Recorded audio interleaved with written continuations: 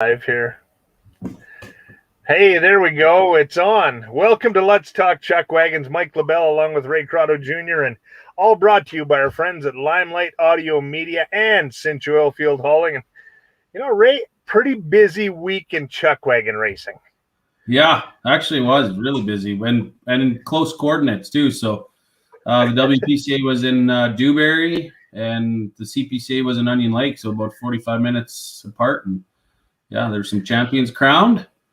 Okay, no, before you get to that, we have to do the same thing we do every show because I had at least 5 people ask me. I was at the FCA Rodeo in Strathmore, and they said, what's Ray going to talk about this week? What's his story going to be? And a good buddy of mine, Brian Neal, says, I could just sit and listen to him talk all night long. Wow, you need a hobby, dude. But either way, it's time to go. Let's go to Story Time with Ray, brought to you by Highwood Distillers. What do you got for us this week? Just going old school. So back in the 90s, I went to the Cheyenne Frontier Days for probably 10 years as a kid before it got the big wagons got canceled, or they just kind of switched how their show was going to be put on. So, we'd race Sunday in Calgary. Monday we'd stay the day, and then we'd leave Monday night and travel pretty much most of the night because it was getting so hot that time of the year, and especially as you're going south, it's going to get hotter and hotter. So we'd make 2 stops on the way down there, unload, and then by the time we got to Cheyenne, we were probably 2 days early before the show started, and it was a 9-day race meet. And typically, you're in that mid-90s to 100, 102, and like you'd get up at 6 in the morning and do chores and try to get things done by 8:30, 9 o'clock because it was just too hot to be out there. And a lot of the parents or the adults would be going and back to the campers and getting in the AC. And Cheyenne was set up pretty nice because there was a man-made lake about 6 blocks away. So we'd either go there, a couple times during the show and sit on the beach and go swimming in the lake, or else a couple blocks the other direction was a swimming pool for kids and for everybody. So a lot of the kids would venture that way as well. One of the coolest things during Stampede the Frontier Days, was they have a national air show there, and the air show, like the airport's right beside the rodeo ground. So you're seeing like the biggest planes in the U.S. military come flying in and over, and like the trailers are shaking, and there's jets and helicopters and like you name it. So these horses got to really experience everything, right? So I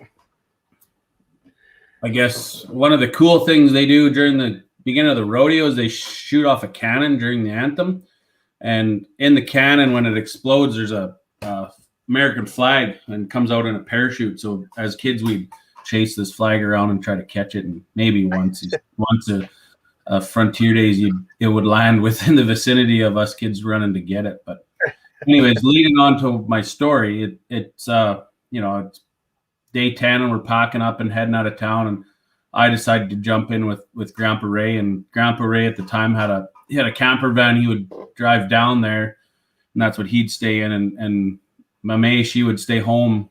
She didn't like the long drive and the hot weather, right? So they're getting a little bit older, but he'd have his wagon on a trailer behind this camper van, and then I get cruising with him, and then he decides that maybe I should drive and he should have a nap. So how old are you here? It's gonna be, I want to say 93, somewhere's there. Like I'm 12 or 13 years old, right? And he'd like his old Milwaukee and whatnot. So anyways, Mom and Dad never really knew. So we're following my mom, and she's going up this hill, and Mom had I think it was a 97 Ford with a flat deck on it, with the wagon on the deck of the back of the truck, and then a bumper pulled trailer behind. And we're going up this hill, and Grandpa's like, this old truck's starting to power out, and Mom's shifting and slowing down. And Grandpa's like, just pass her. So I pull over, get in the passing lane and go by her. Meanwhile, Mom doesn't know that I'm driving. And we come whipping by her up this hill, and Grandpa looks out the window and waves at my mom, and my mom's shaking her head, and I'm behind the steering wheel to roam up this hill heading back to Canada. So, anyways, you talk about what growing up in the rodeo or chuckwagon sport does for kids and their families, and it does produce really good kids typically, and very social, very hardworking, got a work ethic, and just a lot of things that you get to experience and travel all over the countryside. So just one of those memories that you look back at, and I still to this day want to venture down to Cheyenne and go see the rodeo, and just a lot of things have changed there. A lot of the barns that we've been in are gone, and but still want to just go check it out, right? So yeah, and you should. Made some miles when I was young. You're always well behaved, though, I'm sure. Yeah, we did some learning, and learning usually follows with some discipline, and sometimes learning hurts.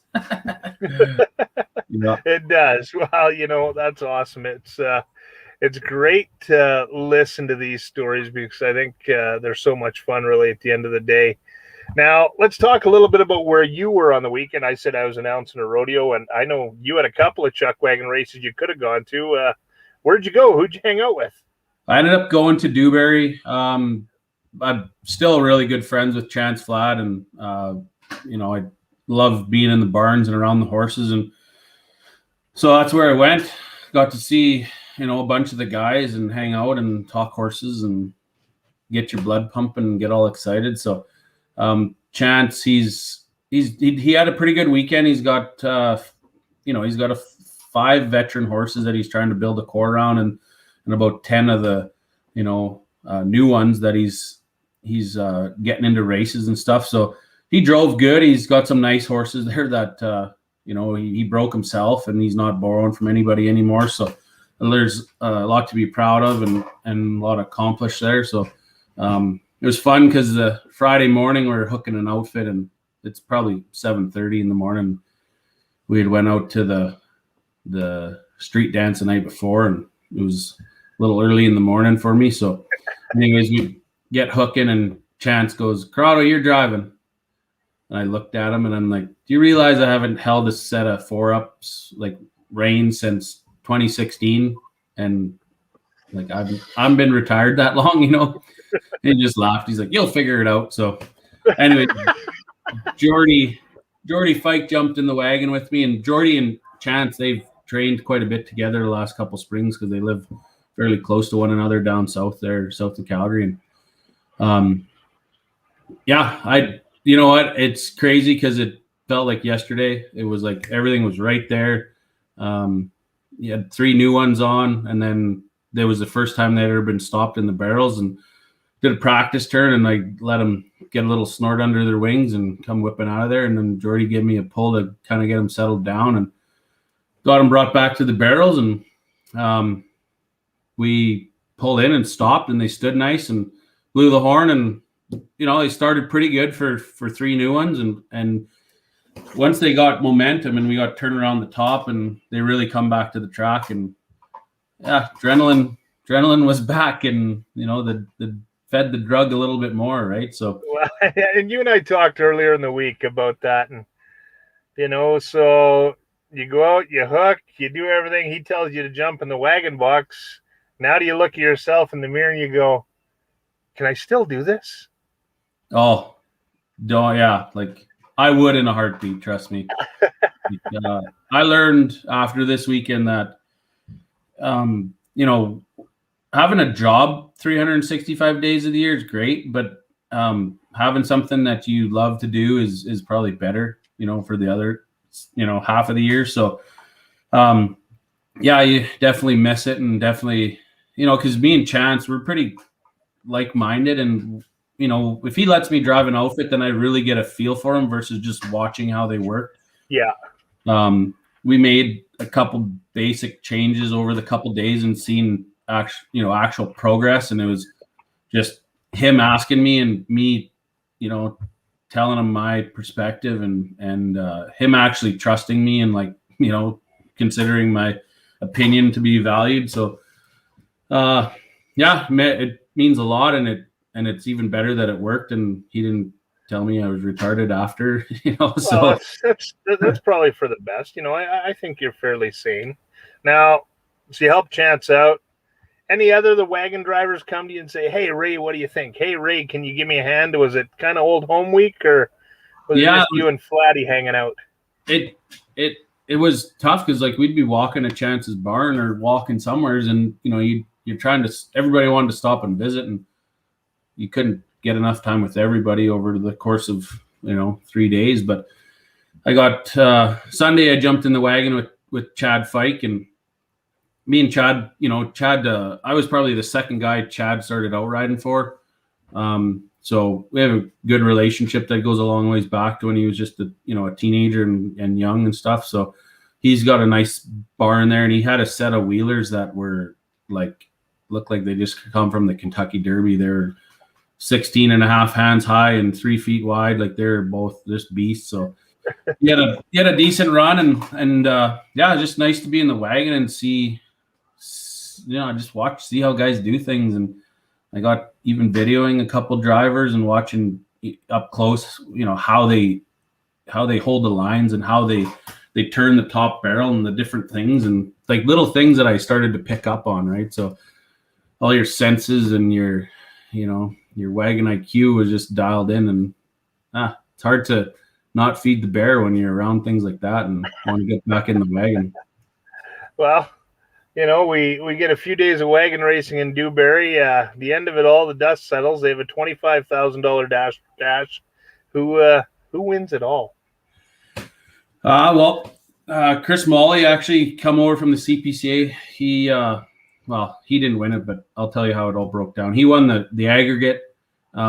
He drew barrel 1, and then Aubrey Montewill was on barrel 2, and Lane McGilvery was on barrel 3, and it turned out that Chris and Aubrey barreled together, and they're too wide, and Chris's outrider missed a barrel, so it was kind of unfortunate. But Lane, he got tucked in behind off the 3 barrel. He made a decent turn. They all come out together, and he tucked in behind. And as they come around the 4th turn, Aubrey faded back, and then Lane was able to come up the rail in behind and weasel his way through. And there was 3 wagons right at the finish line, and he just knows those guys out. So he drove a really good race on a track that's like a 109, a 105 at the fastest. And it's tough to strategize on them short tracks because usually it's just as hard and fast to the finish line, and whoever's got the rail is gone. So, it goes to show that running clean for one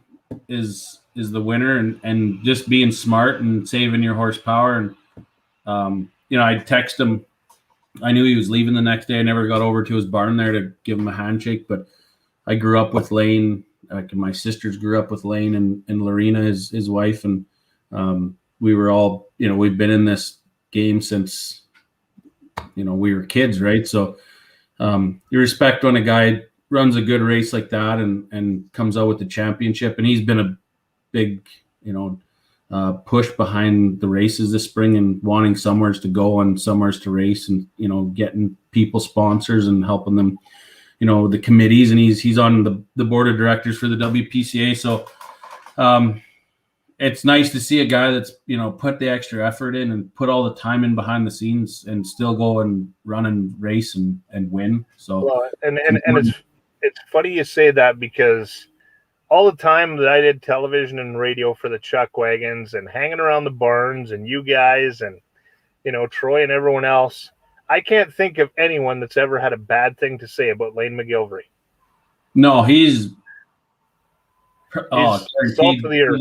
Top 5 most personable drivers out there, and he's you consistently have good sponsors, and then you're just building that kind of quorum of people that follow you and support you, and like reality is wagon drivers don't get rich doing what they're doing, but they love what they do. And I experienced that feeling again this weekend, and with the help of the sponsors and the people that love the sport and the horses as much, they get to go and entertain crowds all over Alberta and Saskatchewan. I feel that it's going to come back now, and with COVID being gone, and luckily it just It disappeared. It didn't go past the 1st. It was scared of the 1st of July. So here we are. We're in Dewberry at the races, and if you know Dewberry, it's it's a very small little town, and they got a bar there, and they blocked off the street, and they had a band, and it was nice to get out, listen to music, socialize, see people just having fun and smiling and listening to music and just mingling, right? So the bar, kudos to them. They donated a lot of money back to the Dewberry School for the lunch program, and then they had another fundraiser the second night. I just can't remember it offhand, but so it was a great show, and the Benz Millers are highly involved in putting the show on. I think David Benz Miller's the president of the Ag Society there, and kind of the big push behind it all. So, they did a great job. Yeah, that's awesome. I mean, it's great to see the first race meet come out successful. Yeah. At the end of the day, it's just the way it is. Oh, Nikki Lane Barubi says, "Where are you going this weekend, Ray?" I'm going to be in Lloydminster at the NACC. So it starts Sunday, which is I believe that's the 11th. They bumped the dates back a couple days just to, just for Saskatchewan, because COVID doesn't come across the Alberta border and Saskatchewan border. So COVID's staying in Saskatchewan until the 11th. And then the 11th, it's gone, so we're allowed full capacity. And if you can't tell, I'm a jackass. I'm making fun of it. But anyways, so that show kicks off. It's 9 days. There's 36 drivers. There's going to be 2 heats that are what they call, what is it? Anyways, it's there's a couple nights where there's a heritage race, so it's Ray Mitzwing and Brian Labacane are going to be back. Ray retired a couple of years ago, and Brian Labacane, I don't think he's raced for 10 or 12 years, so it's cool. They're going to do 4 outriders. Going to go old school and put a show on for the crowd, and I think that's going to be awesome. Maybe one night I'll sneak out there and throw a stove or ride a horse around. We'll see if I can get a leg up and practice here one morning and go have some fun with the boys. Hey, I'm old enough to be in the heritage race too, so. It's cool that they're doing this, and you and I were talking before we went on the air. They've branded it the greatest outdoor chuckwagon race on earth. Have I got that right? Yeah. Okay, perfect. No, I'm hoping to get there at some point. So make sure there's room on your couch. Yeah. Oh, absolutely. In the last weekend there's 3 cabarets. So I think it's Thursday, Friday, Saturday. There's three bands booked. What else? Yeah, it's the Cowboy Channel's airing all the races. I think there's going to be a day delay. I don't know. They've done their part. It's all the hype, I guess, for this area, and they do also have a mentor heat. So forgot that just before the main races, there's going to be 2 heats of 3, and it's a bunch of the younger rookie guys that have started this year. So I think that's pretty impressive they're going to be racing at 5:00, I think. And then the big wagons, or the main group, goes at 7:00. So yeah. But the mentor heat is a thing that the CPCA kind of have done for the last 7 or 8 years. And, they help mentor the young guys, and there's an experienced wagon driver that's kind of allocated to them throughout the year to bounce stuff off of or ride in the wagon with them in the morning. So these guys are going to get to participate. There's some money involved, so it's good for their pockets. And that with the heritage heat and then the 36 drivers, there's going to be some serious horsepower running on the track there, and some, I think there's going to be some record-breaking crowds, and hopefully everybody can get some tickets and come down and support it. Oh, it'll be a good time. It will be fun. I'm hoping to make it there. Now, here's an interesting question. I was thinking about it. I talked to Jody about it, our producer, off the air a day or so ago, and I've talked to a couple people. And you get done a Chuckwagon race as a driver, everyone's gone home. They've handed out the big checks. They've handed out the hardware, and there's no one left. How do you guys know when to pack up? What's the routine you go through to get to the next show?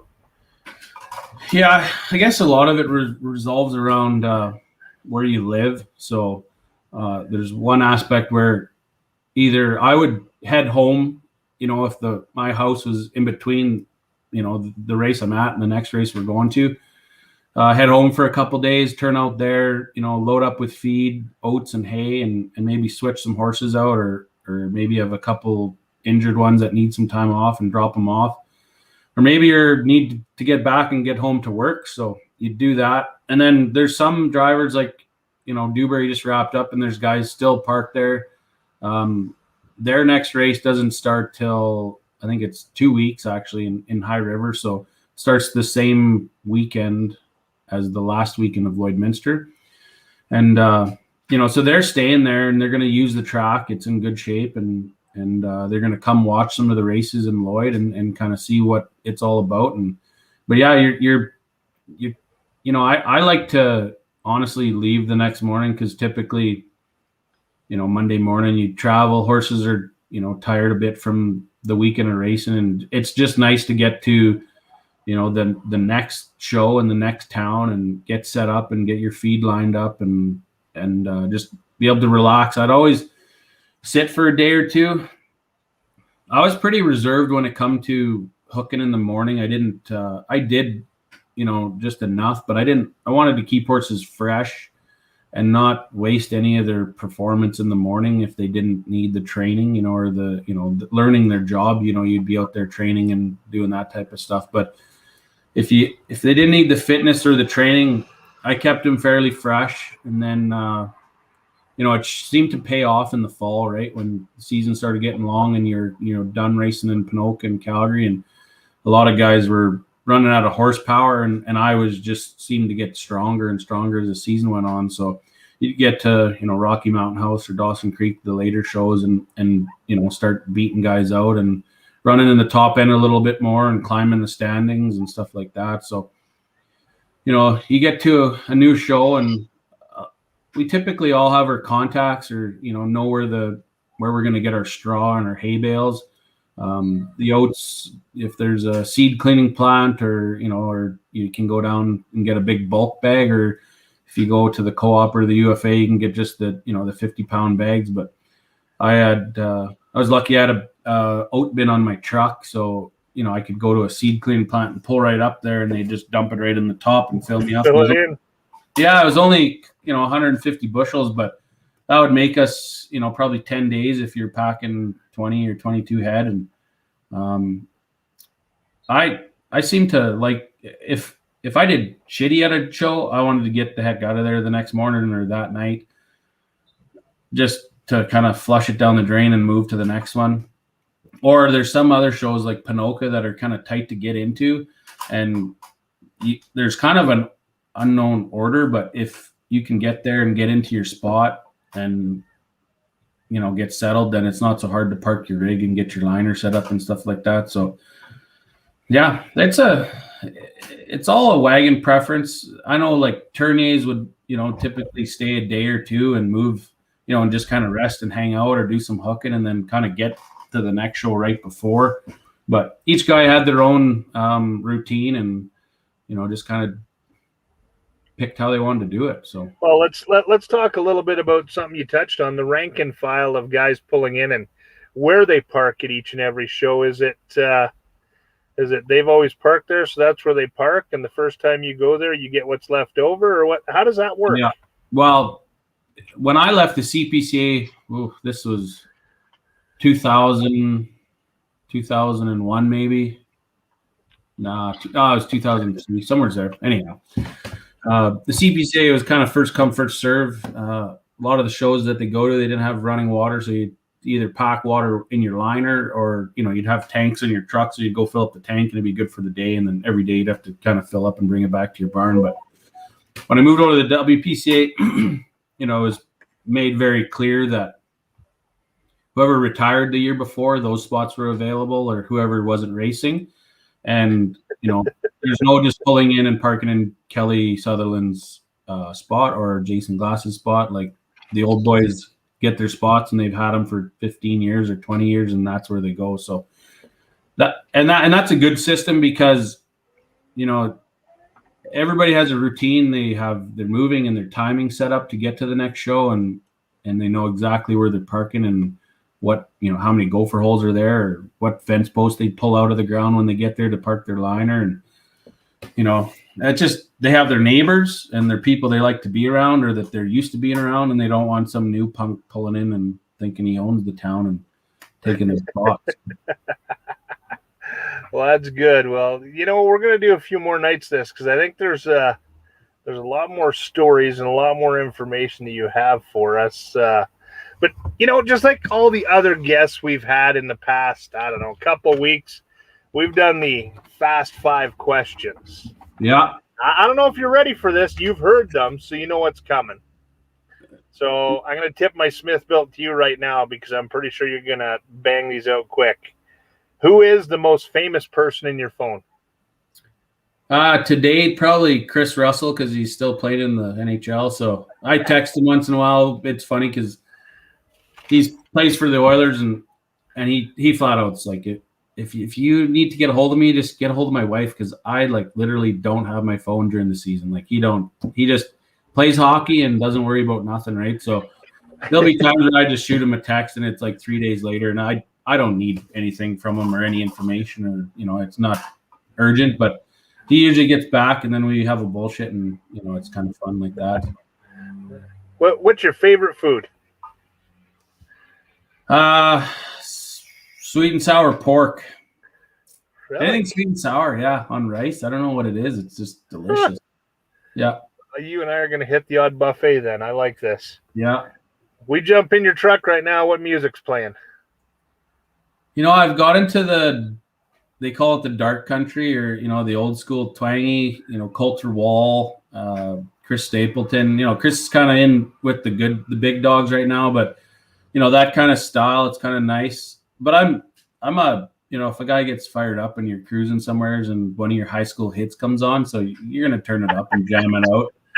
I'm going to laugh because obviously Jody and I travel a lot to rodeos together when she does our music production, and she's our music director and I'm announcing. But yeah, one of those songs will come on and she goes, "Oh, remind you of the good old days." Yeah. Yeah. That's exactly what it does. Yeah. And there's all a handful of songs that we have that it's like, this one come out in grade 10, and this is where it was. And this Uh-oh. We have a question from our Let's Talk Chuckwagons page. So you know who that is. What are your high school hits, Ray? How about a band? Give us a band. Well, a lot of people hated Nickelback. I like Nickelback. I like Nickelback too. Yeah, they're probably the richest, most hated band in history. I like the old school, AC/DC, and there's just some music there that'll never die, right? Yeah. All right. I don't know. Okay. Yeah, I listen to the odd Beyonce once in a while too. Take it out. Uh-oh. What's your go-to dance move? And I know you can't do it tonight. Why do you have to bring that up? I'm just a two-stepper. That's it. I'm a two-stepper. It's, right. I don't mind dancing, have a little fun, throw a spin in there and a dipsy doodle, and then all the young bucks are like, "Hey, didn't know you can do that." Move, eh? Yeah. All right. If we're watching Netflix or Amazon Prime, what's your show that you've been watching or binging, or what do you get down to the TV and watch? I've over the course of the winter, I've probably watched every medieval Western, low budget, high budget, shitty, that style of show this winter. But who isn't excited about Yellowstone? Like, oh, good grief! You're going to get watch. There's going to be something come up from Let's Talk Chuckwagons here right away. I can see it coming. I'm sure the fingers are going to be typing, and there's going to be something. Rip. Oh yeah, rip. There Yeah, we go. I knew it was I'm coming. a huge Kevin Costner fan. He's like so clutching the Western style movies or these shows that he's doing, and it's super impressive. And I kind of read up on the show, and it's neat to see that the main director of Yellowstone, they put together a big group. Can't remember what the ranch is, but they bought this huge, probably the largest ranch in North America in Texas. So, and the rules were it had to stay operating and had to stay running. So I think there's going to be some more of these type of shows come, and I think it's successful. People can relate to it, and 90% of the population, yeah, we're going to go to the train station with old Trudeau for sure. I think anyone can relate to the Western lifestyle at some point in time in their life, right? Even if you're in the 20s and you think country music's crap, I bet you by the time you're 35, you're listening to country music and you're maybe going to a rodeo or a chuckwagon race. So, pretty much that's how it's going to fare. All right, one last question: who do you do your best impression of? I'm not an impersonator. Like Come on, don't give us that shit. I don't know. I don't really have one. I'm actually kind of like, do Mike LaBelle, yeah. I'm kind of like, people kind of think that maybe at times I'm arrogant, but I'm actually kind of quiet or nervous to talk to people. Like, and you wouldn't know that, watching this or any of my interviews, but I kind of just stick to myself. I'm not I was never in any of the skits at school or any of the the plays or things like that. I just, I don't know. I can't pick one. I don't know. Okay, all right. Well, we know that someone's trying to encourage you. Yeah. It says do Mike LaBelle. I don't know how you'd impersonate me. You only have one chin, so let's just leave it there. Oh, this has been fun, buddy. We are about out of time. Until next week. I know we're bringing a guest on because it's going to be a big week in Chuckwagon racing. Until then, thanks a bunch for doing this again, Ray. You and I seem to have fun, and you know what? We're going to have to get your little wiener dog on there one day. Oh, where is the little fella? Yeah, sorry, the window's open. It was hot in the house here, so I got the window open. My miniature schnauzer's out yapping at the neighbors here. So your, as Jody called it, what she called it, my teacup schnauzer. Teacup poodle schnauzer fits in one hand. Yeah, that's the fella. All right, friends. Until next week, do us a favor: drink responsibly, drive safe, give your kids a hug. God bless. Thank you to Limelight Audio and Media, to Cinch Oilfield Hauling, and our friends at Highwood Distillers. We will see you next week, Tuesday night, 7:30 sharp.